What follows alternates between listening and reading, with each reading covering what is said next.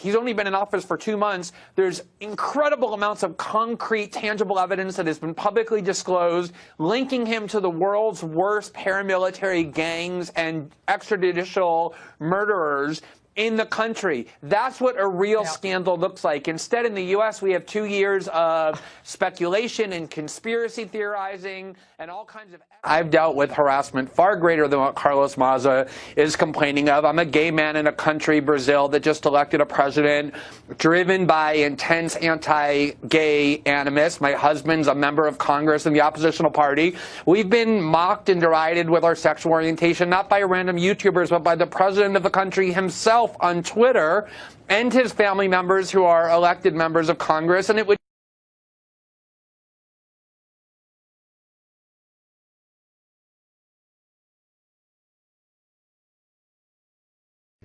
I personally use the term fascist very sparingly, but I most certainly apply it to Jair Bolsonaro. The first time I ever wrote about Bolsonaro was in 2014 when he was still kind of obscure, and he had just for the second time told a female colleague with whom he served in Congress, a leftist, that who accused him of defending the use of torture and rape by the dictatorship, which are two of the techniques they use. He said to her, "Oh, you don't have to worry. I would never rape you. You're too ugly to deserve it." And Bolsonaro is Brazil's Trump, or the Trump of the tropics. Two cliches that have become popularized over the past several months to try and understand him are wildly inaccurate. He's much more like, say, the Philippines President Rodrigo Duterte, and probably even more extreme than him. I think the best current model would be the Egyptian dictator General Sisi, one in which he vowed to cleanse the country of what he called the red bandits, by which he means the Brazilian left, and said that Brazil will have a cleansing unlike any seen in its history, and that the only choices for those who refuse to submit to his rule will be prison, death, or exile. So he's been very consistent in his ideology. And he was part of a military dictatorship that lasted until 1985. He views that military dictatorship, which summarily executed critics, detained dissidents, closed media outlets, used torture systematically, was supported by the U.S. and the U.K., as the superior model of government to democracy, and has said that repeatedly, that he wants to bring Brazil back to that period, that really dark period in its recent history of the military dictatorship policy. So he hired an economic guru. He said he would empower to be kind of a super minister of the economy named Paulo Guedes.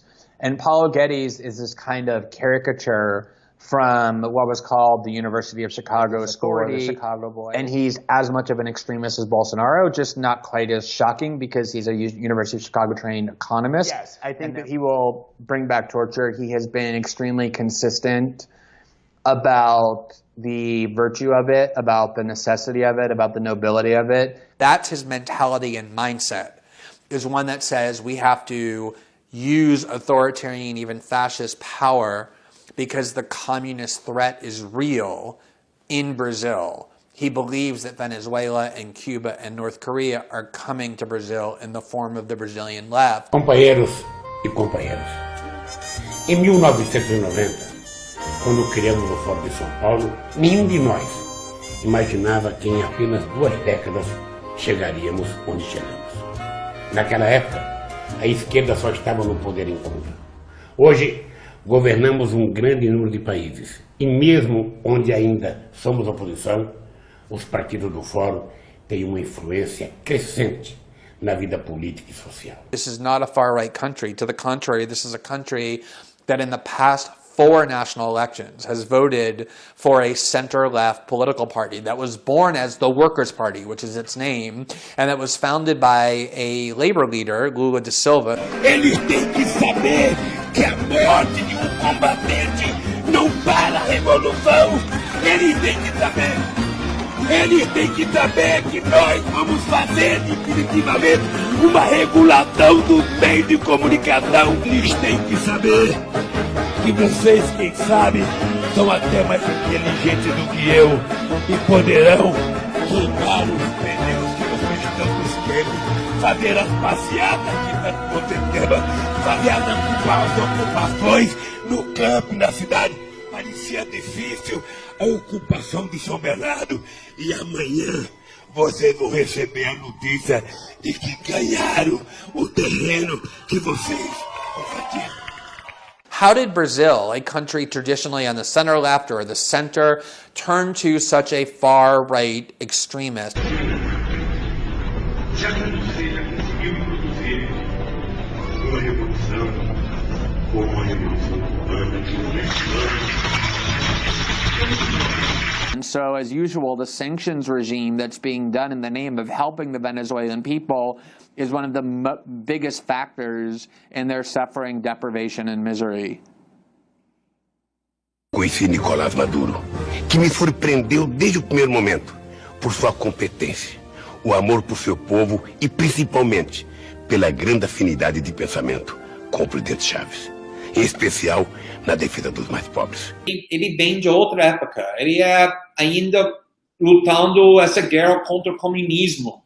E ele acha que o comunismo é uma ameaça grande aqui no Brasil. O Trump, Marine Le Pen, Nigel Farage, eles nunca falam sobre comunismo.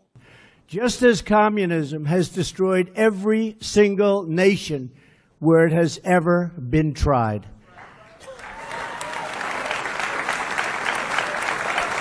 But we will not be silent in the face of communist oppression any longer. You have seen the truth, you have spoken the truth, and the truth has now called us, this group, called us to action. Thank you. Here in the United States, we are alarmed by the new calls to adopt socialism in our country. America was founded on liberty and independence, and not government coercion, domination, and control. We are born free, and we will stay free.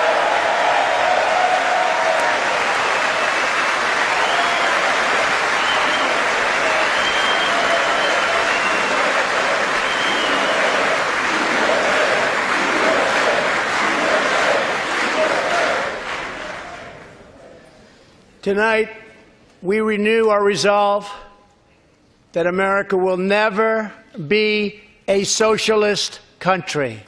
But there's no question that Jair Bolsonaro is a serious menace to the right of dissent, to a free press, to basic democratic principles, and to human rights. He's portrayed himself explicitly as such, has a 30-year record of demonstrating that he means it, and I believe that he does. A imprensa tem que ser livre.